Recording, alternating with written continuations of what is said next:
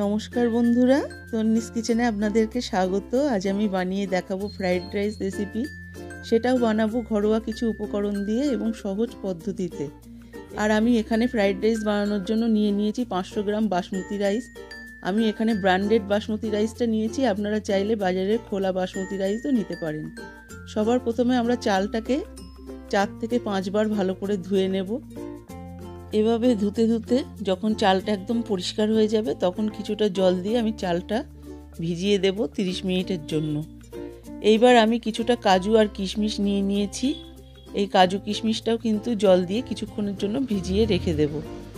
এইবার আমি রাইসটাকে বানিয়ে নেওয়ার জন্য গ্যাস ওভেনে বসিয়ে দিলাম একটা পাত্র। আমি এখানে দিয়ে দিচ্ছি পরিমাণ মতো জল এবং জলটাকে আমি ফুটে উঠতে দেব। জলটা ফুটে ওঠার পরে দিয়ে দিচ্ছি স্বাদ মতো নুন। নুনটা কিন্তু এখানে একটু বেশিই দিতে হবে। আর দিয়ে দিচ্ছি 1 টেবিল চামচ পরিমাণ রিফাইন অয়েল। আর দিয়ে দেব 1 চা চামচ ভিনেগার। আপনাদের কাছে যদি ভিনেগার না থাকে সেক্ষেত্রে আপনারা পাতিলেবুর রসও 1 চা চামচ দিয়ে দিতে পারেন। এতে কিন্তু ভাতটা খুব সাদা হবে আর তেল দেওয়ার কারণে ভাতটা খুব ঝুরঝুরে হবে। এইবার আমি সমস্ত চালটা এই গরম জলের মধ্যে অ্যাড করে দিচ্ছি। এইবার আমি গ্যাসের ফ্লেমটা বাড়িয়ে দিয়ে ভাতটাকে ফুটে উঠতে দেব। আমি আপনাদেরকে ভাতটা একটু তুলে দেখাচ্ছি কেমন হয়েছে। এখানে কিন্তু ভাতটা 80% কুক হয়েছে। আমাদের কিন্তু ঠিক এরকমই ভাত দরকার, এর থেকে বেশি কুক করলে আমাদের হবে না, সেক্ষেত্রে কিন্তু ভাতটা ভেঙে যেতে পারে। এইবার আমি এরকম একটা ঝাঁঝরি পাত্রে ফ্যানটা ঝরিয়ে নিচ্ছি। ভাতটাকে এরকমভাবে পাতিয়ে দিয়ে একটু ঠান্ডা হতে দেব। সেই সময় আমি এখানে কেটে নেব কিছু বেল পেপার।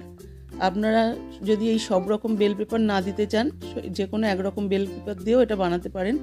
আমি কিন্তু এখানে বেল পেপারগুলো দেখুন এরকম সরু সরু একটু লম্বাটে আকারের কেটে নিয়েছি। এখানে কিন্তু সবজিগুলো কাটার উপরেও কিন্তু ফ্রাইড রাইসের স্বাদ কিছুটা নির্ভর করে। আপনারা কিন্তু এরকম লম্বা আকারের কেটে নেবেন এবং যেন সবজিগুলো একটু সরু হয়। আমি এখানে নিয়েছিলাম 3 রকমের বেল পেপার আর কিছু গাজর আর কিছুটা বিনস আর 4টে কাঁচা লঙ্কা চেরা। বিনসগুলোও দেখুন আমি এরকম সরু করেই কেটে নিয়েছি। আর এখানে কাঁচা লঙ্কাটা স্বাদের জন্য আপনারা দিতে পারেন। এইবার আমি নিয়েছি একটু ফোড়ন দেওয়ার জন্য কয়েকটা এলাচ। এলাচটা কিন্তু আমি এরকম একটু মুখটা ফাটিয়ে দেব, তাতে কিন্তু সেন্টটা খুব ভালো আসে। আর কিছু লবঙ্গ আর একটু দারচিনি। আমি কড়াইতে দিয়ে দিচ্ছি 2 টেবিল চামচ পরিমাণ রিফাইন তেল। তেলটা গরম হলে আমি এই গোটা গরম মশলাটা ফোড়ন দিয়ে দেব। এই গরম মশলাটা কিন্তু একটু নাড়িয়ে চাড়িয়ে এইবার এর মধ্যে দিয়ে দেব গাজর। সবার প্রথমে কিন্তু গাজরটাই দেব, কারণ গাজরটা একটু হতে দেরি হয়। এবং গাজরটা ভাজার সময় কিন্তু আমি গ্যাসের ফ্লেমটা লো টু মিডিয়ামে রেখে ভেজে নেব। এখানে কিন্তু বেশি ভাজার দরকার নেই, হালকা ভাজলেই হবে। তারপরে মিনিট খানিক পরে দিয়ে দিচ্ছি এখানে বিনসটা দিয়েও কিন্তু আমরা 30 সেকেন্ড মতো একটু নাড়াচাড়া করে নেব। তারপরে দিয়ে দেব কাজু আর কিশমিশ। এই কাজু আর কিশমিশটা দিয়ে কিন্তু আমরা ততক্ষণই ভাজবো যতক্ষণ না গোল্ডেন ব্রাউন হচ্ছে। এখানে কাজু কিশমিশটা দিয়ে গ্যাসের ফ্লেমটা আবার একটু জোরে দিয়ে আমি কাজু কিশমিশটা ভেজে নিলাম। এইবার ভাজতে ভাজতে একটা সময় যখন দেখব যে কিশমিশটা ফুলে উঠছে, সেই সময় কিন্তু দিয়ে দিচ্ছি 2 থেকে 3 চামচ পরিমাণ গাওয়া ঘি। এই গাওয়া ঘিটা দিলে কিন্তু খুব ভালো একটা ফ্লেভার আসে, তাই ফ্রাইড রাইসে গাওয়া ঘিটা অবশ্যই দেওয়ার চেষ্টা করবেন। দিয়ে দিচ্ছি 2টো তেজপাতাটাও দেওয়ার চেষ্টা করবেন, এতেও কিন্তু একটা ভালো ফ্লেভার আসে। সবশেষে দিয়ে দিচ্ছি 3 রকম বেল পেপার। এই বেল পেপারগুলো দেওয়ার পরে আমাদের কিন্তু খুব বেশি ভাজা যাবে না, খুব হালকা করেই ভেজে নিতে হবে। বেশি ভাজলে কিন্তু সবজির রঙটা খারাপ হয়ে যাবে, তখন কিন্তু ফ্রাইড রাইসের টেস্টটাও কিন্তু নষ্ট হয়ে যাবে। সবশেষে দিয়ে দিলাম কিছুটা কড়াইশুঁটিটাও যদি আপনাদের কাছে অ্যাভেলেবেল থাকে দিয়ে দেবেন। কড়াইশুঁটিটা দেওয়ার পরে দিয়ে দিলাম 4টে চিড়ে রাখা কাঁচা লঙ্কা। এই সমস্ত উপকরণগুলো কিন্তু খুব বেশি ভাজবেন না, এরকম একটু নরম থাকতেই তুলে নেবেন। আমি কিন্তু এখানে সব সবজিগুলো ভেজে নেওয়া হয়ে গেছে, এই পর্যায়ে তুলে নিলাম এবং ওই একই তেলের মধ্যে দিয়ে দিলাম রাইসটা দেওয়ার পরে দিয়ে দিচ্ছি স্বাদ মতো চিনিটা কিন্তু আপনারা আপনাদের স্বাদ অনুযায়ী দেবেন। দিয়ে দিলাম সামান্য পরিমাণ নুন। এখানে একটু নুনটা আমার ভাতে কম হয়েছিল, তাই এই সময় দিয়ে দিলাম।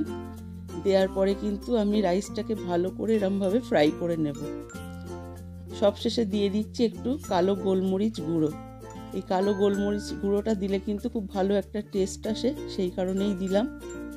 দিয়ে আবারও একটু আমি ভাতটাকে ফ্রাই করে নিচ্ছি। নেওয়ার পরে সবশেষে উপর থেকে দিয়ে দিচ্ছি সেই ভেজে রাখা সবজি।